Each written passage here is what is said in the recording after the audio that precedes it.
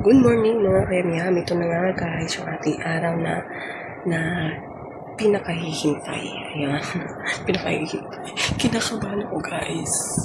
So ayan yung ating journey sa ating tonsil. Ayan. So maiintan na guys.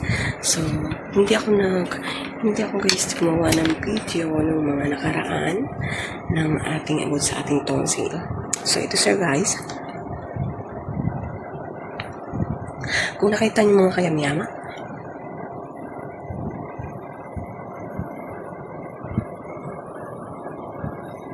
i-zoom natin.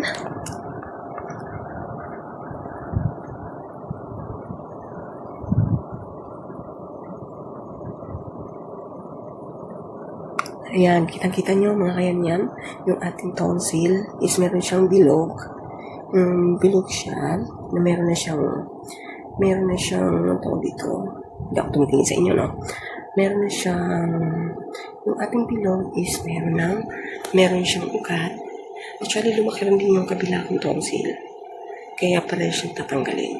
So, ito na yung araw, guys. Napapunta natin ng hospital, yung ating day surgery. So, mamaya, guys, after natin operahan, mga 6 hours, 4 hours, is madi-discharge din agad ako.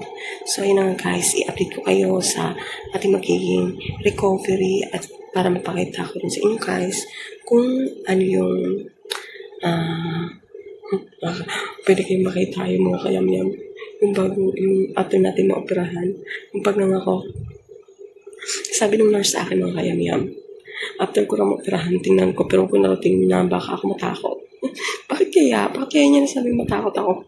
Kasi nga, syempre wala na yung nakaharang sa ating lalamunan, yung ating first defense, di ba? Di ba guys, ang tonsil natin is first defense siya sa mga bacteria, sa mga food na ating ini-intake. So, nasasala yung ibang food. Kaya pag hindi tayo nag-toothbrush, hindi tayo nagmumog, is nagiging tonsil seeds. Kaya meron tayong tonsil seeds. Kasi yung mga food, syempre, naging bacteria yun eh. Dahil na-stuck na siya. So, alam mo yung sebo, yung ganoon. Naging sebo siya, kaya nagkakaroon tayo ng tonsil seeds. Yung tonsil seeds, pwede pa natin tanggalin yun eh. So, yun nga lang, sobrang wet. Mabaho yun. Ay, yung tonsil seeds, guys, yun yung kapag yung akala natin may nakabara sa lalamunan natin, tapos pwede tayo, gumaganon tayo, di ba? Tapos meron tayong inilalabas na kulay dilaw. Sino nakarelate dyan? Sino nakaranas? Tapos inamoy pa yung kamay. Yung iba raw kinain pa kasi akala nila pagkain. Yeah. Right. Pero mabaho yung guys. So, yung tonsil seeds. So, ayun na nga mga kayamyam. Yun yung aking video for today. Yung ating vlog for today mga kayamyam. So, hindi man natin pwedeng i-video mamaya habang tayo ay sinasurgery, no? Yung inoperahan. Hindi naman tayo pwedeng mag-request o na i-video. Hindi natin pwede yun. So, yun na nga guys. So, syempre, mapatulogin tayo dahil general anesthesia tayo. Under general anesthesia. Pag general anesthesia talaga tayo nun. So, pagkagising natin, wala tayong alam sa mga nangyari. Yan. Kasi, pati pakiramdam natin, hindi natin mararamdaman. So, ayun nga pala mga kayamyan. Nagising ako guys ng 4 AM kasi kailangan ko kasi maligo. Yan. Actually, kailangan ko pa matuloy yung buhok ko. Yan. Kaso nag-video pang ko yan. Hindi ko tinatanggal yung aking hijab. So, 4 AM, then, naligo na ako. At sa paliligo natin mga kayamyam, bawal kasi tayo magsabon ng mabangong sabon. Yan, bawal yon. So, nga, wala akong, syempre, sa mukha, bawal tayo ng mabangong sabon sa mukha. Bawal tayo maglagay ng conditioner o kailangan shampoo. Kasi ang shampoo kasi syempre is pampalinis sa ating anit. Kaya tayo ng shampoo. Tapos, bawal tayo ng conditioner kasi ang conditioner is madulas siya sa buhok. So, yung ilalagay na, kung ano yung ilalagay nila, yung tape man, ano kailangan, hindi siya dudulas yung tube. Yan. So, yun yung mga kailangan iwasan na gamit, pati mag-makeup, bawal, okay, kahit sunscreen yan, bawal yan, mga kayamyam. So, ayun yung iwasan. Then, kanina guys is, May 27, syempre kahapon, Tapos yung 27.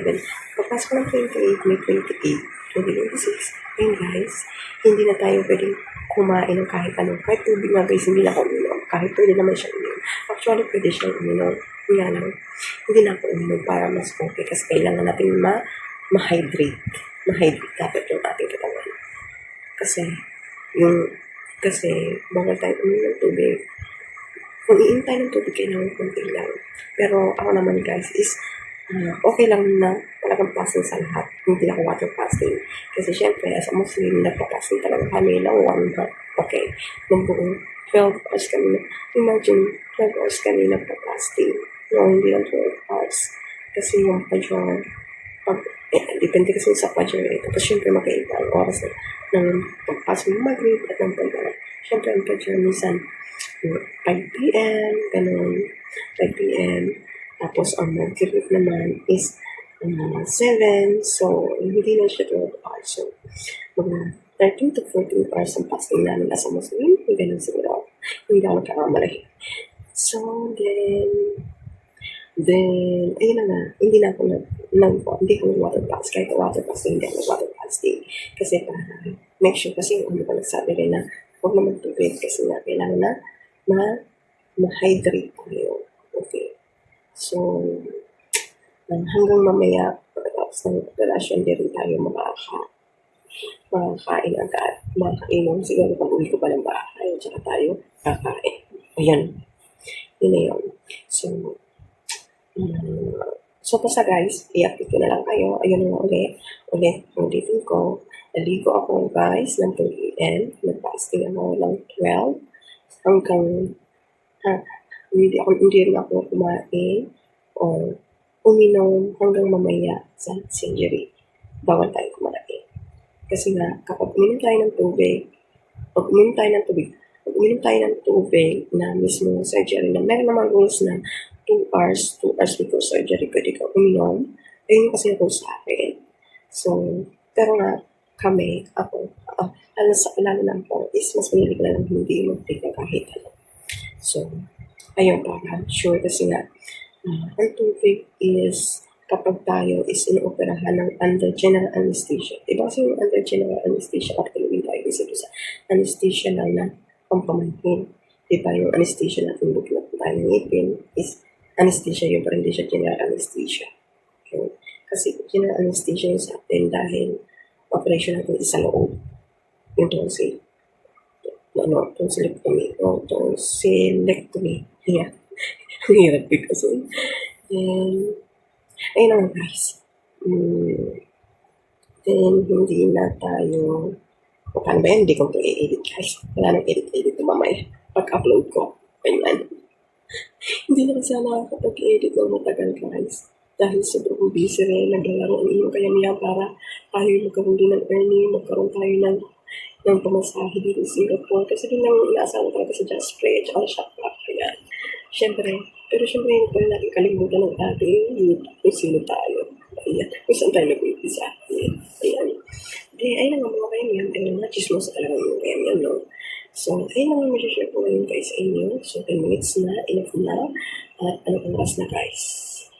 6:15 na, so 6:30, alis na kami, kailangan ko na mag-ayos at i-check kung ito yung train ko po. So, ayun ang mga kayamihan.